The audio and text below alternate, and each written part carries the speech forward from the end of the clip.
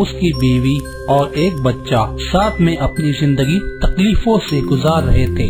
साबिर को एक्टिंग का बहुत शौक था, लेकिन घर की जिम्मेदारी उस पर आ जाने की वजह से उसके सपनों पे पानी फिर गया था। छोटी मोटी जॉब करके वो अपने परिवार का पेट पाल रहा था और बहुत ही परेशानी में भी वो लोग खुश थे। साबिर, बच्चों की फीस भरनी है। स्कूल से फोन आया था, स्कूल में बैठने नहीं दे रहे, फीस मांग रहे हैं। मैं क्या करूँ टीना, जितनी सैलरी है वो रूम रेंट घर के खर्चे में चली जाती है। मैं क्या करूँ, मेरे कुछ समझ में नहीं आ रहा। साबिर एक स्टूडियो में बैक ऑफिस का काम करता था। एक दिन उसके स्टूडियो में बहुत ही बड़ा प्रोड्यूसर अपने मूवी पठान के हीरो की कास्टिंग करने के लिए आया था। उसे कोई फ्रेश फेस चाहिए था। बहुत सारे ऑडिशन होने के बाद भी उसने किसी को फाइनल नहीं किया था। प्रोड्यूसर परेशान बैठा हुआ था। साबिर अपने एक ऑफिस के दोस्त के साथ किसी बात पर जोर से हंस रहा था। लोग कितने बेवकूफ होते हैं ना दोस्त।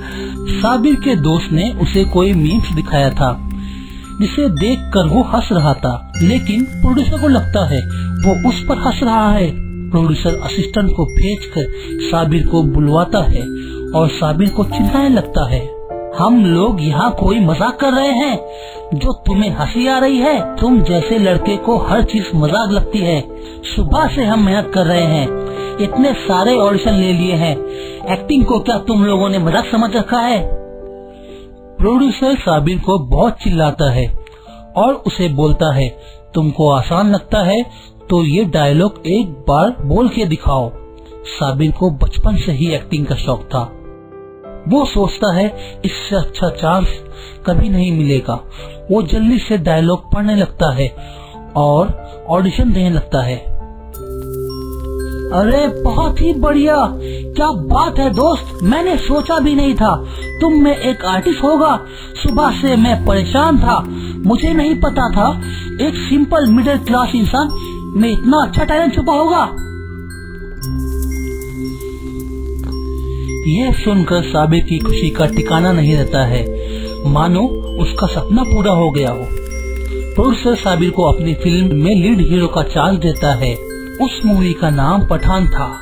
साबिर खुशी खुशी अपने घर आता है और सारी बातें अपनी बीवी को बताता है। सब बहुत खुश थे। ऐसे ही कुछ दिन गुजर जाते हैं और शूटिंग का दिन भी आ जाता है। साबिर अपनी मूवी की शूटिंग बहुत अच्छे से पूरी कर लेता है। साबिर के पास अच्छे खासे पैसे आ जाते हैं। अब उसका लाइफ स्टाइल भी बदल जाता है। मूवी रिलीज होने के लिए अब कुछ ही दिन बाकी रह गए थे।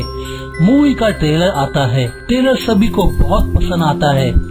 सब ठीक ठाक चल रहा था और सब बहुत खुश थे। साबिर के बहुत सारे फैंस भी बन गए थे जो उसे बहुत पसंद करने लगे थे। लेकिन वहीं उसके घर के पास रहने वाला सुशील ये बात से बहुत जल रहा था। उसे बर्दाश्त नहीं हो रहा था। साबिर इतनी जल्दी इतना आगे कैसे बढ़ गया? उस ट्रेलर में एक सीन था जिसमें विलन ऑरेंज कलर के कपड़े पहना हुआ होता है और साबिर उसे मार रहा होता है। इस बात को लेकर उसने सोशल मीडिया पे पोस्ट डाल दी, ये हमारे रिलीजन का रंग है और इसका ये अपमान है। धीरे धीरे ये पूरे देश में फैल गया और मूवी का बाइकआउट होने लगा। साबिर बहुत ही परेशान था और बहुत ही डरा हुआ था। उसे धमकी भरे फोन आ रहे थे। अरे ये क्या हो गया, मुझे तो कुछ नहीं पता था। डायरेक्टर ने जैसा बोला मैंने वैसे एक्टिंग कर दी। मुझे नहीं पता था, नहीं तो मैं ये कभी नहीं करता। साबिर रोता ही रहता है कि उसे एक कॉल आता है। फोन पर कोई उसे कहता है, हम तेरी फैमिली और तुझे मौत के घाट उतार देंगे, तूने हमारे धर्म का मजाक बनाया है। साबिर डर के फोन काट देता है और सोचता है अपने दोस्त सुशील के पास जाता हूँ, अपने दिल का हाल उसे बताता हूँ। वो अपने चेहरे पर एक कपड़ा बांधकर अपने दोस्त सुशील से मिलने निकल जाता है। जैसे ही वो सुशील के करीब पहुंचने वाला होता है, वो देखता है सुशील किसी के साथ खड़े होकर साबिर के बारे में बात कर रहा था। साबिर चुपचाप उसकी बातें सुनने लगता है। देखा, मैं साबिर के पूरे करियर की बैंड बजा दी। बड़ा चला था हीरो बनने, पूरी मूवी शूट कर लिया, कभी हमारे बारे में नहीं सोचा, हमको कुछ काम दिला दे, और ना फोन किया। अब मरेगा साला, साथ में उसकी फैमिली भी। बड़ा आया हीरो बनने।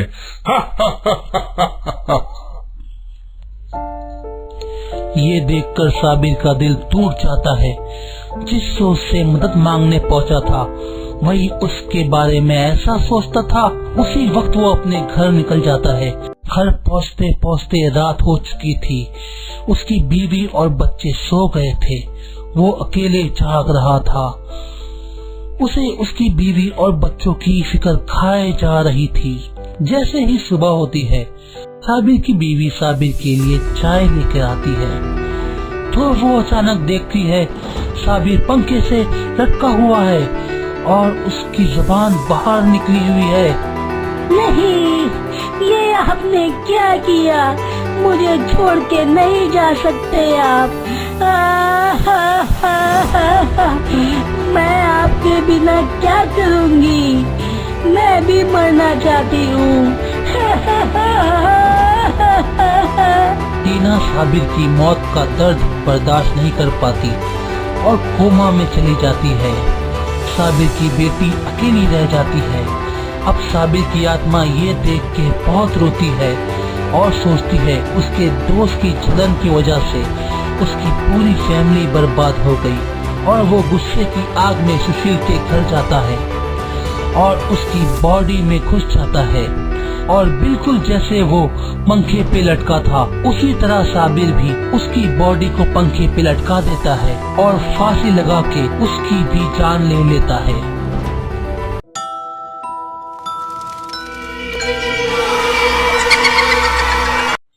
Flat number 702। ये कहानी मुंबई के लोखंडवाला की है। फैसल और खुशी दोनों ही मिडिल क्लास फैमिली से थे। फैसल एक कंपनी में काम करता था। उसकी सैलरी इतनी ज्यादा नहीं थी कि वो खुद का फ्लैट ले सके। इसी तरह कई साल वो दोनों रेंट पर ही भटक रहे थे। फैसल एक दिन खुशी से बोलता है, सुनो खुशी, कल हमें घर की शिफ्टिंग करनी है। मैंने खुद का फ्लैट खरीद लिया है हमारे लिए। फैसल, तुम्हें पता है कि तुम्हारी सैलरी में हम घर खर्चा और रेंट दे पाते हैं। अब हम वो घर खरीदने के बाद अपना खर्चा कैसे पूरा कर पाएंगे? अरे खुशी रिलैक्स, हमें बहुत ही कम में वो फ्लैट मिल रहा है। सिर्फ 10,000 महीने का देना है और वो फ्लैट भी हाथ में मिल रहा है। मैं कुछ समझी नहीं फैसल, तुम क्या कहना चाह रहे हो? मतलब हमें घर अपने हाथ में भी मिल रहा है और पूरा पैसा भी अभी नहीं देना है, राइट? यस माय लव, दरअसल मेरे बॉस है ना, वो उनका फ्लैट है और वो अमेरिका शिफ्ट हो रहे हैं। वो घर वैसे बहुत सालों से खाली पड़ा था, तो उन्होंने मुझसे कहा तुम ले लो, तुम्हें जरूरत है ना। वाओ नाइस, चलो अच्छा है, अब हर साल की शिफ्टिंग का टेंशन ही नहीं रहेगा। वैसे कब हो रहे हैं हम शिफ्ट? 2 दिन बाद। लेकिन डार्लिंग एक प्रॉब्लम है, इस बार भी तुम्हें अकेले ही सब सामान शिफ्ट करना पड़ेगा। मेरी मीटिंग है परसों पुणे में, मुझे वहाँ कल रात में ही निकलना होगा। तुम ये सब संभाल लेना प्लीज। वैसे भी तुम शिफ्टिंग के टाइम रहते ही कब हो? ठीक है, मैं सब अरेंज कर लूंगी, लेकिन मुझे पहले वो घर तो दिखाओ। खुशी, चाबी तुम्हें जिस दिन शिफ्टिंग है उस दिन सुबह मिलेगी। मैं तो हूँ नहीं, तुम डायरेक्ट शिफ्ट ही हो जाना। अच्छा ठीक है बाबा, अब चलो, मुझे थोड़ा सामान खरीदना है मार्केट से, न्यू घर के रिनोवेशन के लिए। वो दोनों सामान लेने मार्केट चले जाते हैं। अगले दिन फैसल अपनी मीटिंग के लिए पूना निकल जाता है। खुशी भी सामान बांधना शुरू कर देती है। दूसरे दिन की सुबह एक लड़का खुशी को चाबी लेकर देता है। खुशी बहुत ही खुश थी। घर की चाबी को देखकर वो सामान देकर उस घर में जाती है। उसका फ्लैट 7th फ्लोर पर था और उसका फ्लैट नंबर 702 था। वो घर अपने न्यू फ्लैट में आती है। उसे घर बहुत ही पसंद आता है। घर की बैल्कनी से समंदर दिख रहा था। वो फैसल को कॉल करती है, फैसल घर तो बहुत ही अच्छा है। लव यू, इतना अच्छा घर देने के लिए। पता है फैसल, अभी घर का पेंटिंग का काम चल रहा है। अरे वाह, मुझे फोटो तो भेजो, मैं भी देखता हूँ कौन सा पेंट हो रहा है भाई। खुशी फैसल को फोटो खींचकर भेजती है। अभी फैसल उसे रिटर्न कॉल करता है और बोलता है, अरे खुशी, ये फोटो में जो वॉल पे पेंटिंग है वो किसकी है? खुशी वॉल को देखती है तो उसे कोई पेंटिंग नजर नहीं आती है। वो फैसल को बोलती है, क्या बोल रहे हो फैसल, कौन सी पेंटिंग? यहाँ तो वॉल पूरी खाली है। खुशी फैसल से बात ही कर रही होती है, तभी वहाँ एक औरत आती है और दरवाजा ठोककर खुशी से बोलती है, बेटी, मेरा नाम नगमा है। क्या तुमने ये घर भाड़े पर लिया है या खरीदा है? देखो, यहाँ से चली जाओ, ये घर खाली कर दो, यहाँ मत रहो, वो तुम्हें भी मार देंगे। क्या बकवास कर रही हो आंटी? मैं आपकी बातें सुन रही हूँ। इसका मतलब ये नहीं है कि आपके दिल में जो भी आएगा आप वो बोलती ही जाएगी। मैं जानती हूँ आप लोग इसी तरह से सबको भगाते हो। क्यों जाऊँ मैं यहाँ से? और कौन है जो मारेगा मुझे? बेटी, वो लोग यहाँ किसी को भी नहीं रहने देते हैं। चली जाओ वरना मारी जाओगी। खुशी नगमा की बातों को सुनकर उससे बोलने लगती है, देखो आंटी, अगर आप ये बोलना चाह रही है कि इस घर में भूत है, तो मैं आपको बता देती हूँ कि मैं उन भूतों से दोस्ती करने वाली हूँ। अब बहुत हो गया आपका।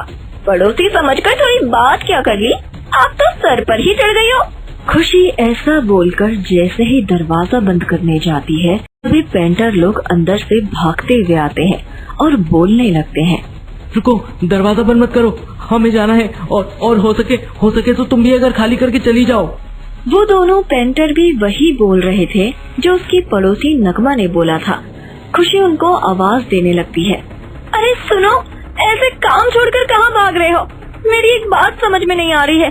जो बात वो पड़ोसी आंटी नगमा ने बोली थी, उसका तो समझ में आता है कि वो जलन से बोल रही थी, लेकिन सेम बात ये पेंटर भी बोल रहे थे। क्या सच में इस घर में कुछ है? खुशी उन लोगों की बात सुनकर डर जाती है और फैसल की वो फोन में पेंटिंग वाली बात उसे याद आती है।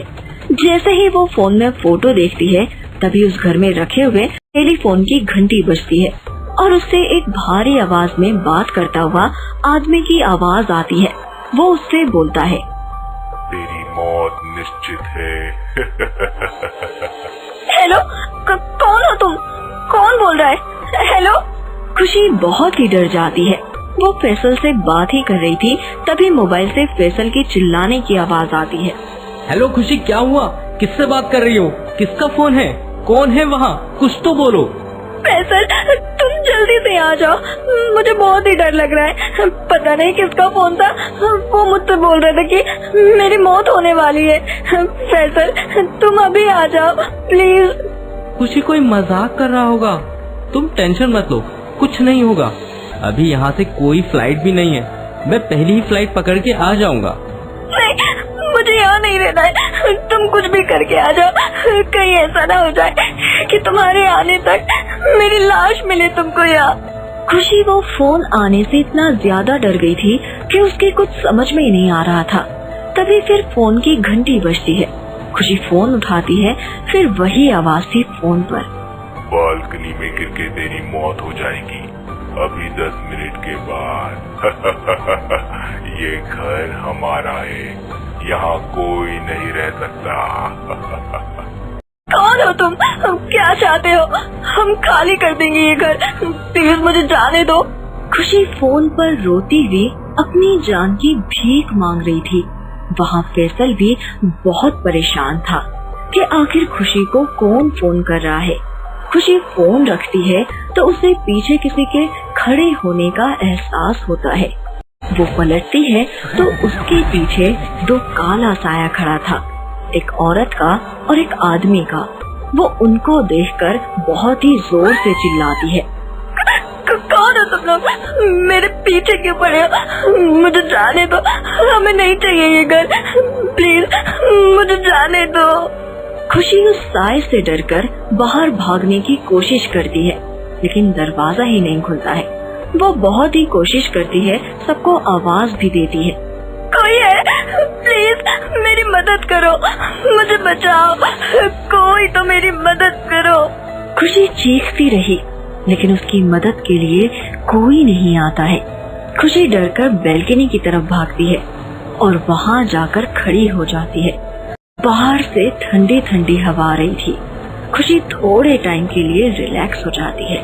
तभी फैसल का कॉल आता है। खुशी कहाँ हो तुम? मैं तुम्हें कब से फोन लगा रहा था। क्या हो रहा है वहाँ पे, कुछ तो बोलो।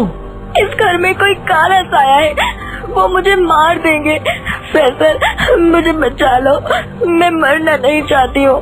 खुशी फोन पर बात ही कर रही होती है कि तभी वो दोनों, औरत और आदमी का साया सामने आ जाता है। खुशी के हाथ से फोन गिर जाता है। वो लोग उससे बोलते हैं, यहाँ हम किसी को रहने नहीं देंगे। हमारे बेटे ने बोला था हमें लेके जाएगा साथ में अमेरिका इलाज कराने के लिए, लेकिन वो अभी तक नहीं आया। हम उसका आज भी इंतजार कर रहे हैं।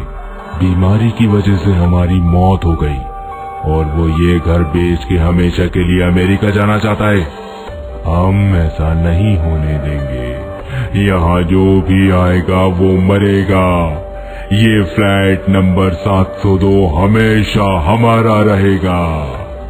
वो दोनों साया खुशी को सब बताने के बाद उसे बैल्कनी से फेंक देते हैं और उसकी मौत हो जाती है।